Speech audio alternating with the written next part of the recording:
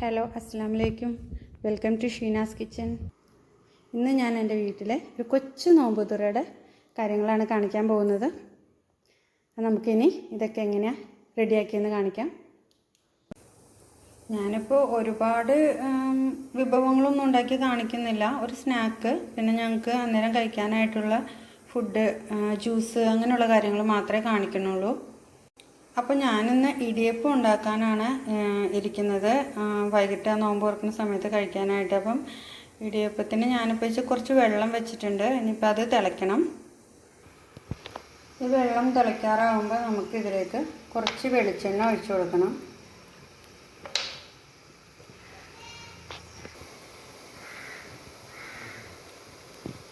ഇതിലേക്കിപ്പോൾ ഞാൻ ആവശ്യത്തിനുള്ള ഉപ്പും കൂടെ ഇട്ട് കൊടുത്തിട്ടുണ്ട്.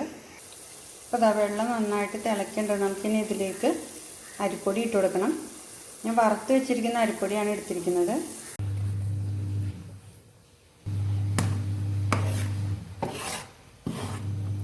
അപ്പം ഇങ്ങനെയാണ് ഞാൻ പൊടി വാട്ടുന്നത്. അപ്പം ഞാൻ പൊടി വാട്ടിയെടുത്തിട്ടുണ്ട്. ഇനി നമുക്ക് ഇത് കുഴച്ചെടുക്കണം. അപ്പം ഞാൻ ഇതെല്ലാം കൂടെ ഒരു മുറത്തിലോട്ട് ഇട്ട് കൊടുക്കുകയാണ്. നല്ല ചൂടുണ്ടാവും. നിരത്തിയിട്ട് കൊടുത്തിട്ട് നമുക്കിത് കുറേശ്ശെ എടുത്ത് കുഴച്ചെടുക്കണം. നമ്മൾ കുറേശ്ശെ വെള്ളം ഇത് ചെയ്തിട്ട് നമുക്കിതൊന്ന് കുഴച്ചെടുക്കണം. നല്ല ചൂടുണ്ട്, സൂക്ഷിച്ച് കൈ പൊള്ളാതെ കുഴച്ചെടുക്കണം. അപ്പം ഞാൻ ഇത് നന്നായിട്ട് കുഴച്ചെടുത്തിട്ടുണ്ട്. ഇതിൽ നിന്ന് ഞാൻ കുറേശ്ശെ എടുത്തിട്ട് ഇതുപോലെ ഇങ്ങനെ ഉരുട്ടി ഒരു റോളാക്കി ഇങ്ങനെ വയ്ക്കണം. ഇതുപോലെ ഞാൻ എല്ലാം വയ്ക്കാൻ പോവാണ്. അപ്പം ഞാനിതൊരു വേറെ പാത്രത്തിലോട്ട് ഇങ്ങനെ മാറ്റാണ്. ഞാനിപ്പോൾ ഇത് ഇങ്ങനെ ഒരു അച്ചിലാണ് ഞാൻ എൻ്റെ ഇടിയപ്പം റെഡിയാക്കുന്നത്. ഞാൻ കാണിച്ചു തരാം. ഇതിപ്പോൾ ഇങ്ങനെ ഇതിൻ്റെ അടിയിൽ ഒരു അച്ചുണ്ട്. അച്ച് ഞാൻ കാണിച്ചു തരാം. ഉണ്ടേ, ഇതാണ് ഇതിൻ്റെ അച്ചെന്ന് പറയണത്. ഞാനിപ്പോൾ നമ്മൾ ഉരുട്ടി വെച്ചിരിക്കുന്ന ഈ മാവ് എടുത്തിട്ട് ഇപ്പോൾ ഇങ്ങനെ ഓരോന്നായിട്ട് തന്നെ ഇങ്ങനെ പ്രസ് ചെയ്ത് കൊടുക്കുകയാണ്. അതിന് ശേഷം നമ്മൾ ഇതിൻ്റെ അച്ചിങ്ങനെ കറക്കി കൊടുക്കണം. നമ്മൾ മുകളിൽ നിന്ന് ഇങ്ങനെ കറക്കുമ്പോൾ നമ്മുടെ ശരിക്കും പറഞ്ഞാൽ ഈ ഇടിയപ്പത്തിൻ്റെ ഈ സ്റ്റാൻഡും ഇങ്ങനെ ബലമായിട്ട് പിടിക്കണം. അതുകൊണ്ട് നമ്മുടെ ഇടിയപ്പം ഇതുപോലെ താഴെ ഒരു പാത്രം വെച്ച് കൊടുത്തിട്ട് അതിലേക്ക് ഇങ്ങനെ നമ്മൾ കറക്കി കൊടുക്കുകയാണ് ചെയ്യുന്നത്. അപ്പം നമ്മുടെ ഇടിയപ്പം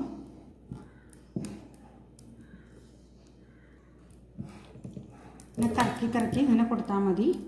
അപ്പോൾ നമ്മുടെ ഒരു ഇടിയപ്പം ഇവിടെ റെഡി ആയിട്ടുണ്ട്. നമുക്ക് ഇങ്ങനെ കാണിച്ചിട്ട് ഇതെടുക്കാം.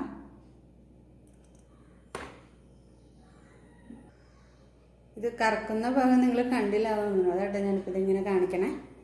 ഇതാണ് സംഭവം. അപ്പം ഞാൻ ഇടിയപ്പം ഇവിടെ കുറച്ച് കറക്കിയെടുത്തിട്ടുണ്ട്. ഇനി നമുക്കിത് വേവിക്കാനായിട്ട് വയ്ക്കാം.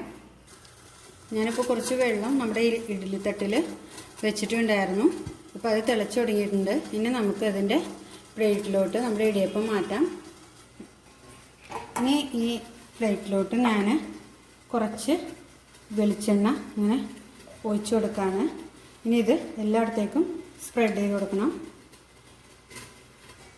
ഇനി നമുക്ക് ഈ തട്ടുകളിലോട്ട് കുറച്ച് തേങ്ങ ചിരുകിയത് ഇട്ട് കൊടുക്കണം. ഞാൻ 3 പ്ലേറ്റിലും തേങ്ങ ചിരുകിയത് ഇട്ട് കൊടുത്തിട്ടുണ്ട്. ഇനി നമുക്ക് ഇതിൻ്റെ മുകളിലോട്ട് ഇടിയപ്പം വെച്ച് കൊടുക്കാം. ഇടിയപ്പം വെച്ചതിന് ശേഷം ഇതിന് മുകളിലും കൂടെ നമുക്ക് കുറച്ച് തേങ്ങ ചിരണ്ടിയത് ഇട്ട് കൊടുക്കണം. ഇനി നമുക്കിതിലേക്ക് ഫസ്റ്റ് തട്ട് ഇറക്കി വെച്ച് കൊടുക്കാം. അതിന് മുകളിലായിട്ട് അടുത്ത തട്ടും, പിന്നെ നമുക്ക് ഏറ്റവും മുകളിൽ ഇതും കൂടെ വെച്ച് നമുക്കിനി അടച്ച് വെച്ച് വേവിക്കണം.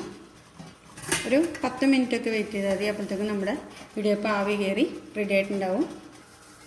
നമ്മുടെ ഇടിയപ്പത്തിൻ്റെ ആവിയൊക്കെ വന്നിട്ടുണ്ട്. നമുക്കിതൊന്ന് തുറന്നു നോക്കാം.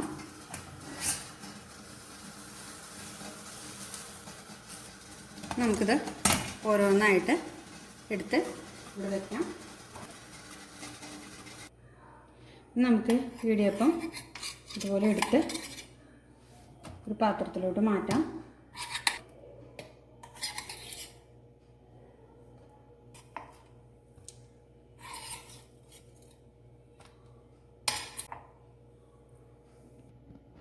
ഞാനിതെല്ലാം ഇതിലേക്ക് ഇട്ടിട്ടുണ്ട്. ഇനി നമുക്ക് അടുത്ത ബാച്ചും കൂടെ ഇതിലേക്ക് ഇട്ട് കൊടുക്കാം.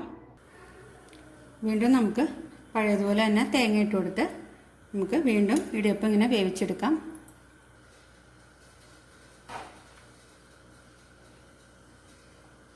ഞാനിപ്പോൾ അടുത്തതും കൂടെ ഇറക്കി വെച്ച് കൊടുക്കുകയാണ്. നമുക്ക് മൂടി വെച്ച് വേവിക്കാം. നമ്മൾ അടുത്ത ട്രിപ്പ് വേവിക്കാൻ വെച്ചതും ഇവിടെ സെറ്റായിട്ടുണ്ട്. നമുക്കിത് കാസറോളിലോട്ട് മാറ്റാം.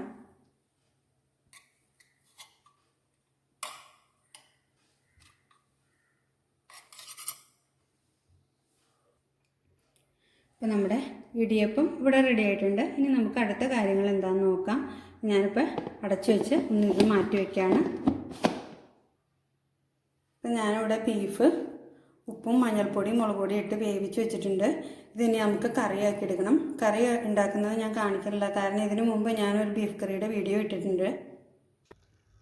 അപ്പം നമ്മുടെ ഇടിയപ്പത്തിനുള്ള ഇറച്ചിക്കറിയും ഇവിടെ റെഡി ആയിട്ടുണ്ട്. ഇതിനു മുമ്പ് ഞാൻ ബീഫ് കറിയുടെ ഒരു വീഡിയോ ഇട്ടുകൊണ്ടാണ് പിന്നെ ഞാനിപ്പോൾ കാണിക്കാൻ.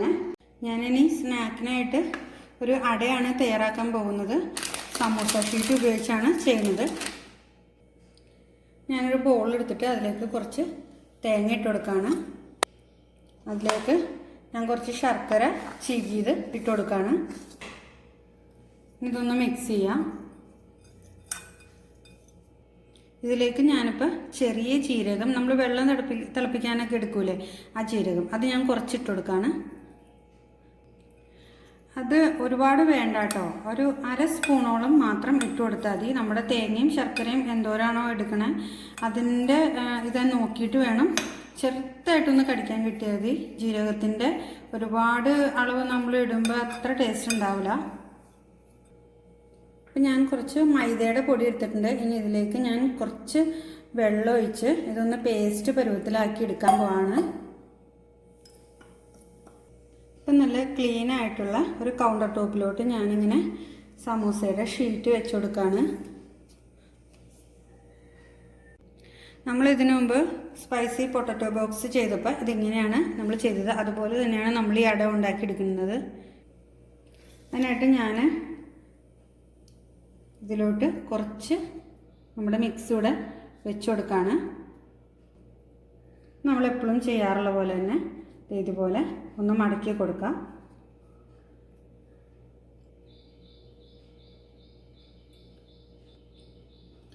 നമുക്ക് ഇതിന് മുകളിലായിട്ട് ഇതുപോലെ കുറച്ച് മൈദയുടെ മിക്സ് ഇങ്ങനെ തൂത്ത് കൊടുക്കാം. അതിനുശേഷം ഇതിങ്ങനെ അടച്ചു കൊടുക്കണം. വീണ്ടും നമ്മൾ ഇതെവിടെ ഇങ്ങനെ തേച്ച് കൊടുക്കാം. ഇങ്ങനെ അടച്ചു കൊടുക്കണം. വീണ്ടും അതിന് മുകളിലോട്ട് ഇതുപോലെ തേച്ച് കൊടുത്തു കഴിഞ്ഞാൽ മൈദയുടെ മിക്സ് ഇങ്ങനെ ഒട്ടിച്ചു കൊടുത്തു കഴിഞ്ഞാൽ നമുക്കിങ്ങനെ ഒട്ടിച്ചെടുക്കാൻ പറ്റും. അപ്പോൾ നമ്മുടെ അടയുടെ മിക്സ് ഇവിടെ റെഡി ആയിട്ടുണ്ട്. നമുക്കിതിനി ഇങ്ങനെ ഒരു ഷേപ്പിലും കൂടെ ഇത് ചെയ്തെടുക്കാം.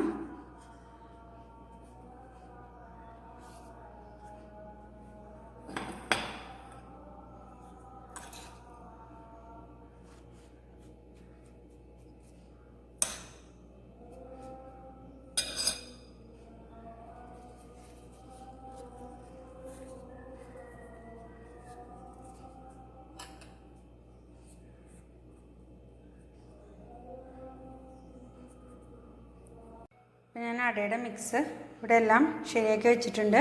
ഇനി നമുക്കിത് ഫ്രൈ ചെയ്തെടുക്കണം. ഞാനിപ്പോൾ ഒരു പാൻ ചൂടാക്കാൻ വെച്ചിട്ടുണ്ട്. അതിലേക്ക് ഞാൻ കുറച്ച് വെളിച്ചെണ്ണ ഒഴിച്ച് കൊടുക്കുകയാണ്.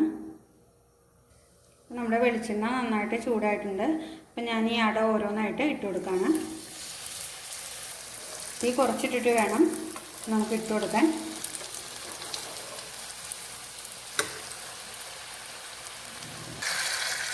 നമ്മുടെ അട ഇവിടെ റെഡി ആയിട്ടുണ്ട്. ഞാനപ്പോൾ ഇത് കോരി മാറ്റാണ്.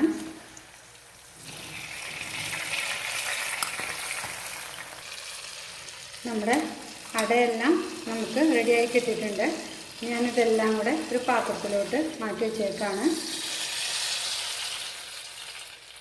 ഞാനിപ്പോൾ ഒരു ബൗളിലോട്ട് കുറച്ച് മൈദപ്പൊടി എടുത്തിട്ടുണ്ട്. ഇനി അതിലേക്ക് ഞാൻ ഒരു 3 സ്പൂണോളം പഞ്ചസാര ഇട്ട് കൊടുക്കുകയാണ്.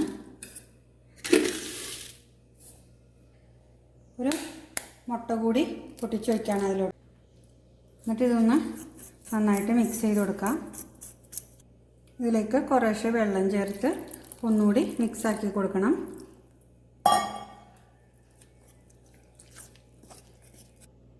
നമ്മുടെ മാവ് ഇവിടെ റെഡി ആയിട്ടുണ്ട്. ഒരു പിഞ്ച് ഉപ്പിട്ട് കൊടുക്കാം.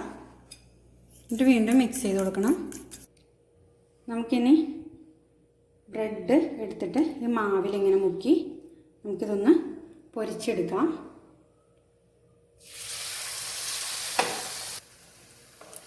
നമുക്കിതൊന്ന് മറിച്ചിട്ട് കൊടുക്കണം. ഇനിയിപ്പോൾ ഇത് വെന്തിട്ടുണ്ട്. നമുക്കിനി ഇത് കോരി മാറ്റാം. അടുത്ത ബ്രെഡും കൂടെ ഇട്ട് കൊടുക്കാണ്. ഇപ്പോൾ ഞാൻ ലാസ്റ്റത്തെ ബ്രെഡും കൂടി വറുത്ത് കോരി മാറ്റിയിട്ടുണ്ട്. അപ്പം നമ്മുടെ സ്നാക്സിൻ്റെ പരിപാടിയൊക്കെ കഴിഞ്ഞിട്ടുണ്ട്. ഇനി നമുക്ക് ജ്യൂസ് അടിക്കാനുള്ള കാര്യങ്ങൾ നോക്കാം. ഞാൻ കുറച്ച് തേങ്ങാപ്പാൽ പിഴിഞ്ഞെടുത്തിട്ടുണ്ട്. ഇനി നമുക്കിതിലോട്ട് ഒരു പഴം അരിഞ്ഞിടണം.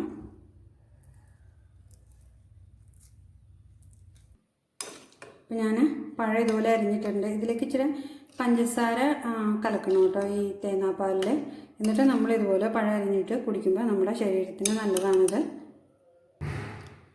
കുറച്ച് നാരങ്ങ വെള്ളം ഉണ്ടാക്കിയിട്ടുണ്ട് ഞാൻ. ഇതിലേക്ക് നമുക്ക് കസ്കസ് ഇട്ട് കൊടുക്കാം. അപ്പോൾ ബാങ്ക് കൊടുക്കാൻ ഏതാണ്ട് നേരമായി. എൻ്റെ കുഞ്ഞുങ്ങളൊക്കെ ഇവിടെ റെഡി ആയിട്ട് ഇരിക്കുകയാണ് നോമ്പ് തുറക്കാനായിട്ട്. അപ്പോൾ ഇനി 2 മിനിറ്റേ ഉള്ളൂ ഇനി ബാങ്ക് കൊടുക്കാനായിട്ട്. അപ്പോൾ ബാങ്ക് കൊടുത്തു. വാപ്പിച്ചും കുട്ടികളും ഇവിടെ നോമ്പ് തുറക്കാണ്.